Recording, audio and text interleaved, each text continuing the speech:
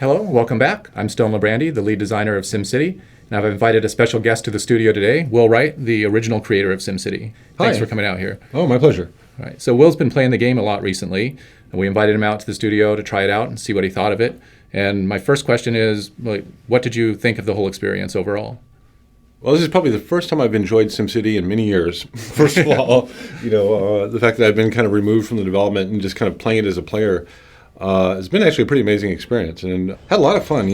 Right off the bat, I love the road tool, the way you can kind of do curves and splines and get this organic feeling.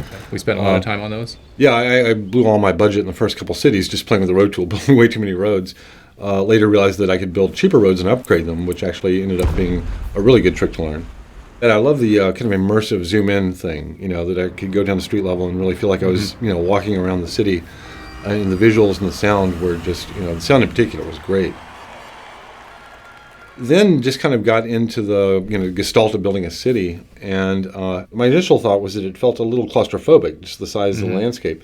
But then as I started playing more, I started realizing how much intricacy was in that area. And even if my city had been larger, I'd still be dealing with the same issues. So it allowed me to kind of get into the simulations sooner. It was more about the quality of what I was building and less about the quantity.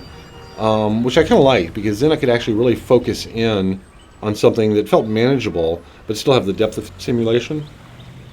Were you more trying to make a statement, make something beautiful, or were you trying to win the game? Did you have goals for yourself? I'd say I'm somewhere between the two, but I definitely, aesthetics was a big part of it. I wanted these organic looking cities that at the end of the day I could kind of, upgrade and make look beautiful with parks and all the kind of curves help a lot stuff. with that. Yeah. Then I started realizing that I had to watch my budget, and I was blowing all my money buying all these fancy toys for my city. And so then I started a couple more cities, with a little bit more fiscal discipline.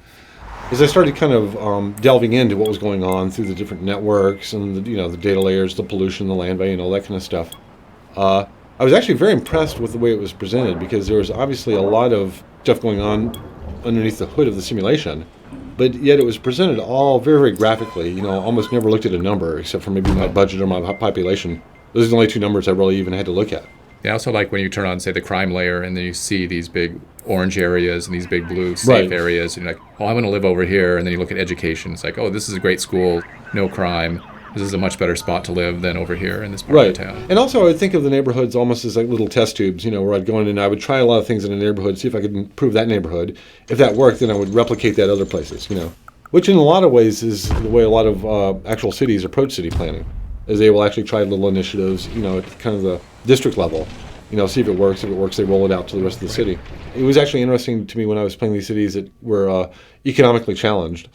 And, I was having to cut back on city services. And, it was really kind of an interesting decision from the player's point of view in terms of, again, do I cut back, police or fire services?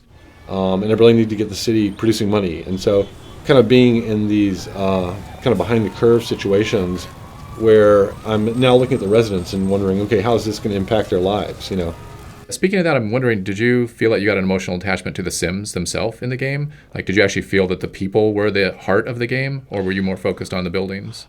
I actually had more of an emotional attachment to the neighborhoods. And when I go down the street view and I would kind of listen to the sounds and see the people walking around, see what kind of houses they were living in, what kind of jobs were there, I really got a sense for certain neighborhoods, and I found myself becoming emotionally invested in particular neighborhoods. Like, oh, this one's so, close, and it's such a great location, and just a little bit more of this, that, and the other. And I would go in and I would kind of overspend on parks and things in that area, maybe at the expense of some other neighborhood that I didn't really care about. But in my mind, I was almost kind of like, that's where I lived. This is my neighborhood. I almost had this fiction that I was a sim in the city, and these were the neighborhoods that were not my neighborhoods.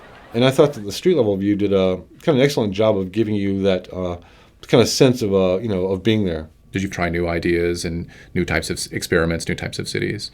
Well, I would kind of approach, I think, every city I made in a slightly different way, kind of as a meta strategy. What if I try to do something where the transportation is my highest priority?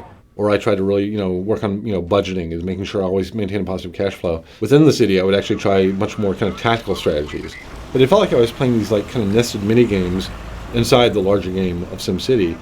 And every now and then I'd look at my budget and figure out which one of these mini games do I need to focus on now. I'm spending too much on transit, so now how do I go and optimize that? Or how do I get the most effective fire services for the least amount of money. What about your garbage services, sewage services? So for some of the services, like the garbage, some of the industrial stuff, I would usually kind of put off in a corner somewhere. But at some point, it would kind of grow, start polluting the water table, that kind of thing. I started realizing I could outsource some of that stuff to the neighbors and started doing that. So you mentioned you played a couple different cities out in the region. What were the kind of specialties that you tried to highlight in the different cities that you played in to make them different from each other?